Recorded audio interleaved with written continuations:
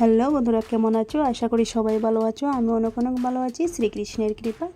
আজকে আমি করব আটা দিয়ে খুব মজাদার কালো জামের রেসিপি।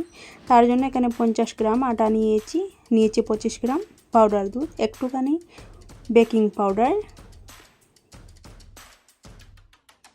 নিয়েছি, 3 চামচ ঘি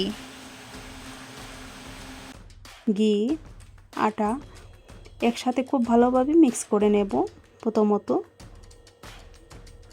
তো মিক্স করা আমার হয়ে গেছে। এখন একটু একটু দুধ দিয়ে আমি মেখে নেব খুব ভালোভাবে। দুধটা আমি আগে থেকেই গরম করে রেখেছিলাম। আমি এখানে গরম দুধ নিয়েছি, আর ঠান্ডা দুধ নিলে হবে না, না হলে কালো জামটা খেতে একদম শক্ত হয়ে যাবে, ভালো হবে না খেতে। তো খুব ভালোভাবে আমি মেখে নিয়েছি। এখন আমি রেখে দিয়েছিলাম ঢাকনা দিয়ে খুব ভালোভাবে। তারপর আধা ঘন্টা পর আমি এখানে নিয়ে এখন কালো জামের সাইজে আমি বানিয়ে নিচ্ছি। তোমরা যার যেরকম ডিজাইন পছন্দ সেইভাবে বানিয়ে নিতে পারেন। আমি একটু লম্বা লম্বা করে বানিয়ে নিচ্ছি।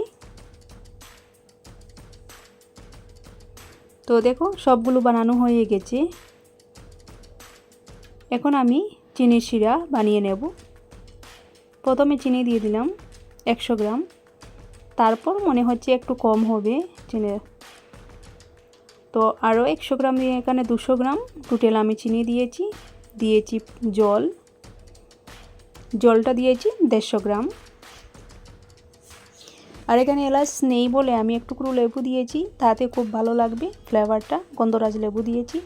এখন আমি কড়াইটা বসিয়ে দিলাম, আর ওইদিকে আমার চিনির শিরাটা হয়ে গেছে। কড়াইটা বসিয়ে দিলাম, দিয়ে দিচ্ছি